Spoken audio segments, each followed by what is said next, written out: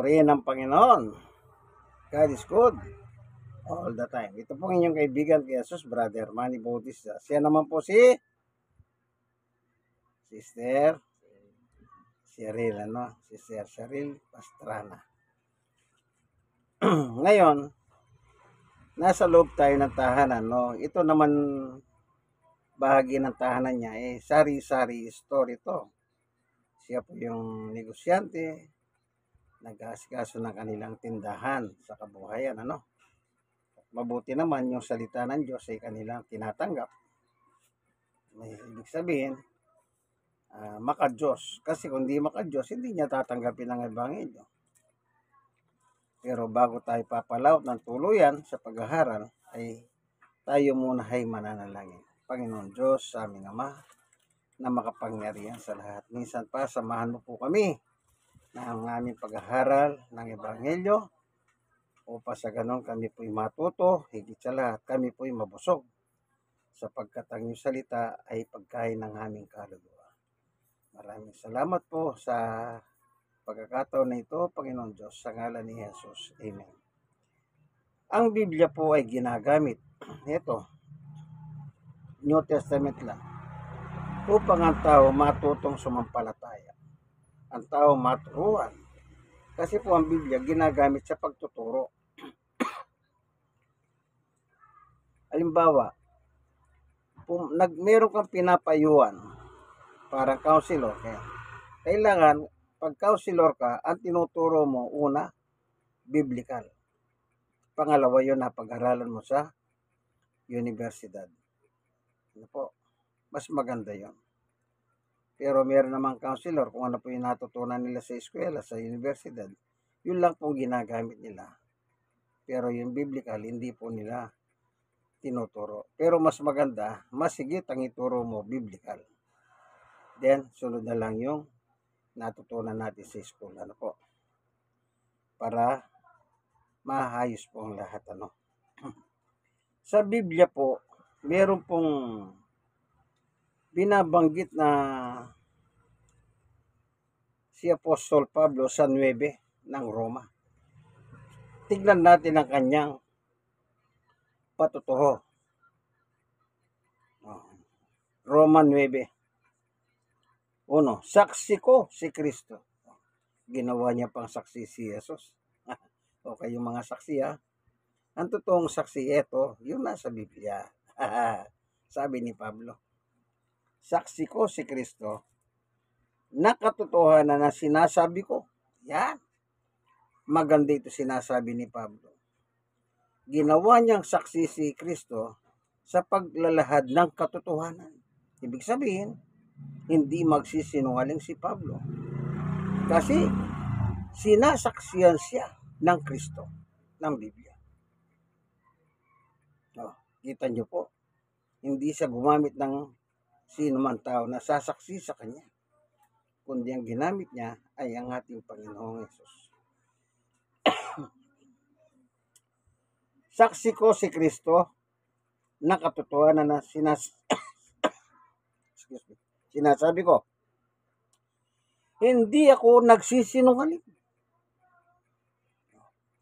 Alam ni Pablo, pag nagsinungaling siya, delikado siya. Kaya sinabi na niya ng Timano, hindi ako nagsisinungaling. Saksi ko rin ang Espiritu Santo. Pero pati Espiritu Santo, ginawa niya saksi. Alam niyo sa Biblia, magkamali ka sa Diyos, magkamali ka sa anak, okay lang. May kapatawaran. Pero pag nagkamali ka sa Espiritu Santo, sa buhay na ito at sa buhay na darating, walang kapatawaran. Walang kapatawaran niya.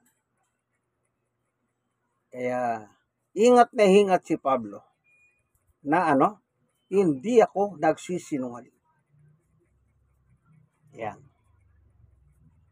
Saksi ko ang Espiritu Santo na malinis ang aking budi, yung kanyang konsensya. Budi. Malinis. Sasabihin kong ito sa inyo. May sasabihin pala sa atin. Sasabihin kong ito sa inyo. Ayun. Tingnan natin itong kwento ni Pablo. 2. Matindi ang aking kalungkutan. Hindi lang pala basta malungkot si Pablo, kundi matinding kalungkutan ang kanya nadarama sa kanyang panahon. Bakit kaya matinding kalungkutan ang kanya nadarama? At di mapawi ang pagdarandam ng aking puso. Nagdarandam pa pala si Pablo. Siya, tagpong ito. Bakit po siya nagdarandam? Bakit po matindi ang kanyang kalungkutan? Sa literal, pagka nalungkot ka, o matindi ang iyong pagdarandam, yung mga taong ganito po, nagpapakamatay. Ang tawag dyan, depression. Sa panahon natin ngayon. Kaya yung depression po, number 1 killer. Sa lahat ng sakit, number 1 po ang depression. Nung araw po, ang matinding sakit ng cancer. Pero ngayon, nagagamot na yan eh. Yung depression po. Marami na pong nababalita na marami nagpapakamatay dahil po sa depression. Mayaman, mahirap, nadidepress po sila sa kanilang buhay, then umantong sila sa kamatayan. 3. Tungkol sa aking mga kalay at mga kababayan. Yan. Matindi palang kalungkutan ng kanyang puso sa kanyang mga kababayan mismo.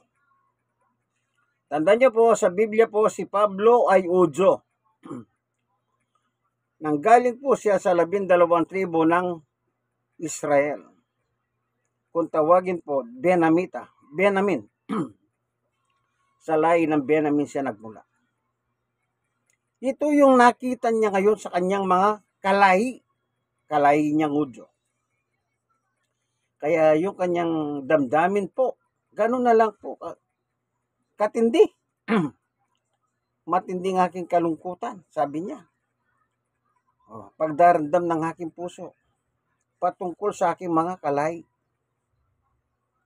Ano pat, mamatamisin kong ako'y sumpahin at mawalay kay Kristo alang-alang sa kanila. Ito, mabigat na itong sinasabi ni Pablo rito. Isipin niyo po, alang-alang sa kanyang mga kababayan, kalahi niya. Kahit maiwalay siya kay Kristo. Naalala ko po si Moises. Na magkasala po ang mga Israelita sa panahon ni Moises sa Old Testament. Doon sa chapter 32 ng Exodo. Na magkasala po itong bayan ng Israel dahil po sa paggawa nila ng imahen na gintong baka na kanila pong pinag-celebrate, pinagpista na ginawa ni Aaron dahil sinabi nila, Aaron, gawa mo nga kami ng Diyos na mangunguna sa amin. Sapagkat itong si Moises, ang tagal, sabi nila, nasa bundok. Doon po yung kung saan ang bundok na yon, si Moises kinausap siya ng Diyos at binigay po yung tapyas na bato, yung 12 utos. Ay, 10 utos. Nainip ang mga tao. Kaya tinawag nila si Aaron. Igawa mo kami ng Diyos na mangunguna sa amin, sabi niya. Sabi ni Aaron, akin ay mga ginto ninyo, pilak ninyo. Timbangin natin. Binigay, tinimbang at ginawang rebulto ng golden calf. Then, kinabukasan, sabi nila, magse-celebrate tayo, magdidiwang tayo ang kapistahan sapagkat ito ang Diyos na nanguna sa atin sa paglabas sa Egypt. Yan. Ang ginawa ni Moses ngayon, dahil kasalanan ang ginawa nila, ang ginawa ni Moses, dumalangin siya sa Diyos. Mamaya na bastos ka talaga may kausap dito. Ano po bang ginawa ni Moses? Sabi na Diyos, sabi niya sa Diyos, Panginoon Diyos, tanggalin mo po ang aking pangalan sa listahan ng sa talahan sa langit, libro ng buhay. Kung hindi mo patatawarin itong aking mga kababayan. Isipin mo yan. Parang si Pablo rin. Oh. Sabi ni Pablo, kahit mahiwalay pa ako kay Kristo, alang-alang sa aking mga kababayan. Ganon din si Moises. Tanggalin mo ang pangalan ko sa listahan ng buhay. Alang-alang sa mga Israelita. Yan po. Nakasulat yun sa Exodus chapter 32. Mahaba po yun. Kinukwento ko lang sa inyo para magkaroon na kayo ng idea.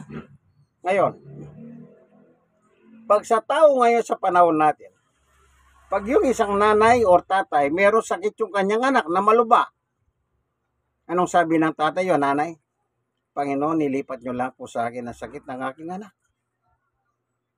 Oh, di po ba? Ganyan po. Ano? Tuloy natin. Yung kay Pablo. Sa 4, sila yung mga Israelita. Sila rin pala yung mga Israelita na binabanggit ni Moises sa kanyang panahon. Kasi mga Hudyo po yun. Israelita, Hudyo. Sila yung mga Israelita at itinuring ng Diyos ng mga anak. Ngunit, anak niya, itinuring na ng Diyos na anak niya, nakita nilang ang maliwanag na tanda na nagpakikilala siya kasama nila. Sa kanilang pagkikipagtipan sa Diyos, sa kanila rin ibinigay ang kautusan, ang tunay na pagsamba at ang mga pangako. Yan. Bakit ganun ang sabi ni Pablo? Sa kabila pala ng ibinigay lahat ng Diyos sa kanila. Tingnan natin po, ano? Tuloy natin ang basa.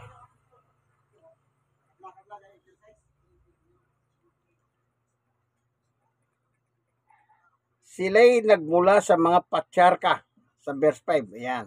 Yan sinasabi ko. Si Pablo galing sa patriarka po yan, ng Benjamin. Sila'y nagmula sa mga patriarka, yung 12 tribes of Israel. 12 tribo ng Israel. Patriarka ang tawag doon.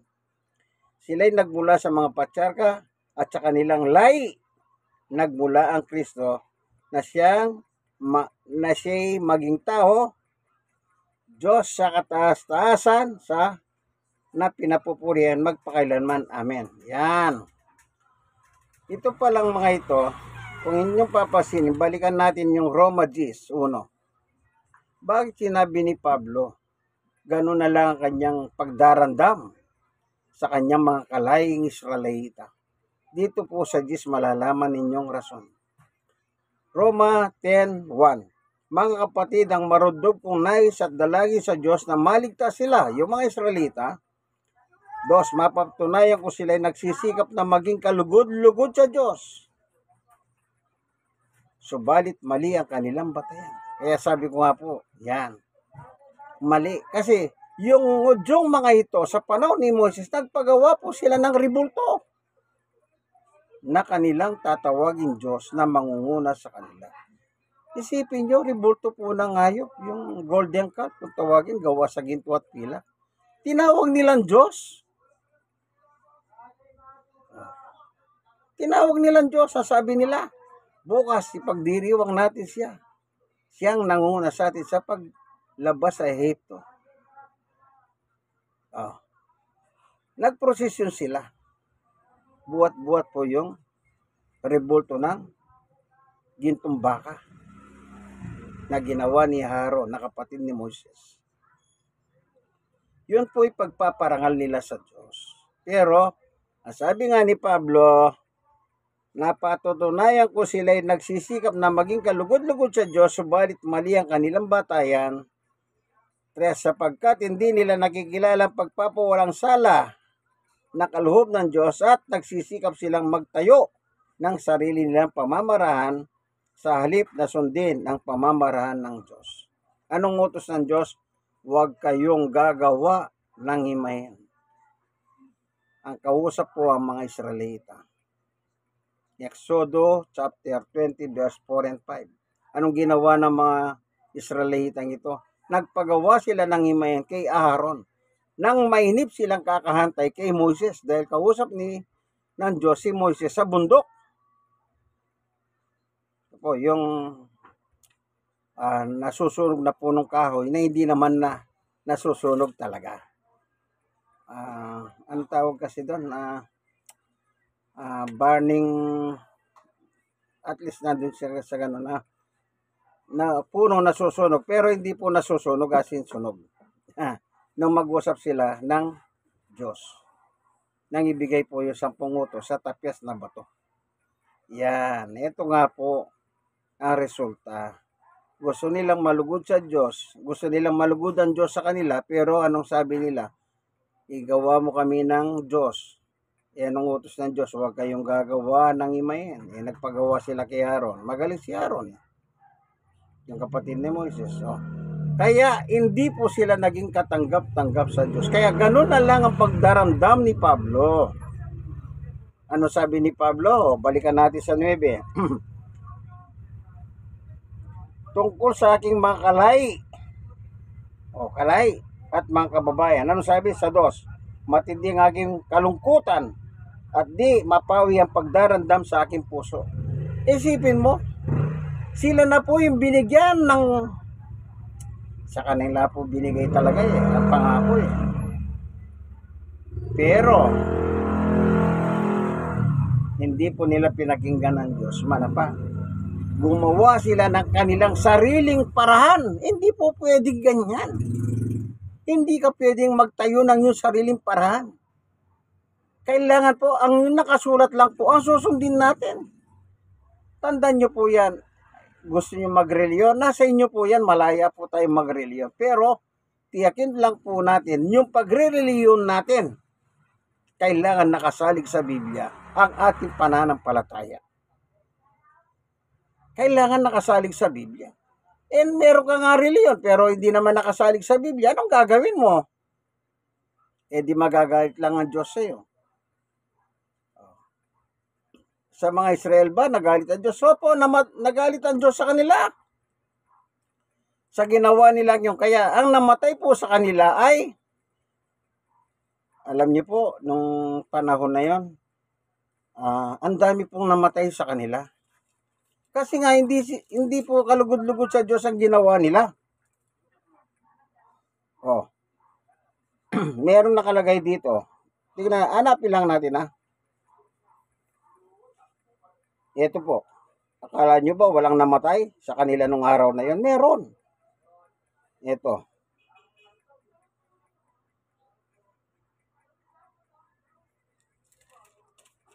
Marami po. Ito. Sa unang Korinto chapter 10, ang sabi ni Apostol Pablo, 8. Ito na po Huwag tayo makiapid gaya ng ginawa ng ilan sa kanila. Yung nakiapid po, hindi po yung parang, halimbawa, nag-asawa kayo. Then, nag-asawa ka ng iba. Yun ang tawag doon, nakikiapid ka. Hindi po ganun ang tinutukoy ni Pablo rito. Yung nakiapid po is about God and Satan. Huwag tayong makiapid gaya ng ginawa ng ilan sa kanila. Kaya 23,000 ang namatay sa isang araw. Bayan na sila ng Diyos, pero anong ginawa nila? Yung ayaw ng Diyos, yun ang ginawa nila.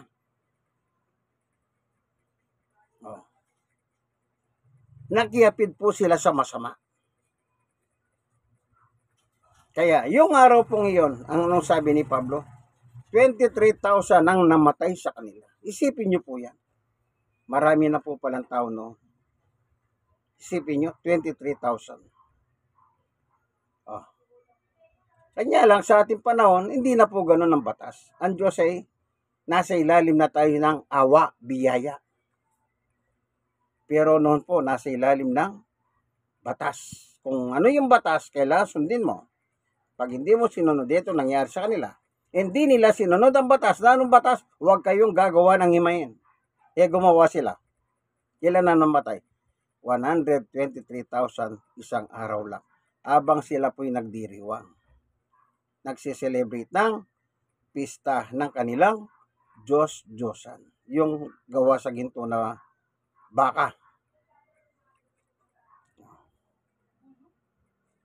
Kaya nakiapid sila sa masama. Hindi po sila nakiapid parang yung mag-asawa, then nakikiapid ka sa ibang asawa. Hindi po gano'n. Yun ang pinatutuho ni Pablo. Kaya ang pagdarandam ng kanyang dibdib, ang kanyang puso, ganun na lang ang kanyang kalungkutan sa kanila. Nagsusumikap silang maging kalugod-lugod sa Diyos. Pero hindi sila naging kalugod-lugod. Manapa, 123,000 ang namatay on the spot. Pero sa ngayon po, kaya nasulat yun, ang sabi ni Pablo, eto, meron binanggit si Pablo. Eto, 11. Nangyari ito sa kanila bilang babala sa iba. At nasulat upang turuan tayong mga inabot ng uling panahon. Oh. Ito po ngayon ang tinutukoy. Nasa huling panahon na po tayo. Sa labas. Sigawan mo dyan, kuya. Nasa huling panahon na tayo. Tayo pala yung nangyari sa kanila, babala naman sa ating panahon. Amen. Salamat, meron nasulat. Paano kung walang nasulat? Ang problema, meron na po nasulat, pero ginagaya pa rin nila yung ginagawa sa panahon ni Moises, sa panahon natin. Na, meron po silang mga tinatawag na mga Diyos-Diyosan. Ano po? Yung Diyos-Diyosan po yung rebulto. Sa Isaiah chapter 43. Ang tawag po ron, rebulto. Ano po? Rebulto. Yung Diyos-Diyosan. Yan. Kaya ingat lang po tayo. Isaiah 44 po pala yan. Mula sa 19 hanggang sa dulo. Basa lang po kayo. Ano? Yan. Hindi sila papayag na ang hawak nilang rebulto ay hindi mga Diyos. Yan po yung nakalagay, ano? Basahin nyo lang po yung Old Testament, ano? Kaya yung nangyayari pala sa kanila, yun ay isinulat para sa ating mga nabubuhay sa panahon natin ngayon. Ayan. Meron pa nakalagay. 6. Unang Korinto 16. Ang mga nangyaring ito, babala sa atin upang huwag tayong magnasa ng mga masasamang bagay gaya ng ginawa nila. Masamang bagay po pala yung ginawa nila. Nung sinabi nila kay Aaron, Aaron, gawa mo naman kaming Diyos na mangunguna sa amin. Masama po pala yun. Kaya 23,000 po yung namatay ng araw na yun. Po. Salamat, Panginoon Diyos, sa iyong pagtuturo sa amin. Niliwanag mo sa amin yung kasaysayan ni Pablo. Bagamat si Pablo ay Hudyo, binukod mo siya para sa mga kahentilan. Salamat po, Panginoon Diyos. Nawa, yung mga nanonood ng video ito, kung sakali man hindi po hayon sa iyong kagustuhan ng gusto nila, baguhin mo po sila. Sapagkat sa aming panahon, nasa ilalim po kami ng biyaya or awa mo, Panginoon Diyos. Salamat po sa ngalan ni Jesus. Amen. Ito po ang inyong kaibigan kay Jesus, Brother Manny Bautista. Siya naman po si Sister Cheryl Pastrana. Nandito po kami sa tahanan niya sa Barangay 96, Sonit, District 1, Tondo, Manila. Like, share na share. Kayong mga na-sharean, mag-share po kayo sa iba. Ako, wala naman pong bayad, libre lang. Libre. Okay? Nawadat na kayo ng video ito na mahayos na kalagayan. God bless us all po. Bye!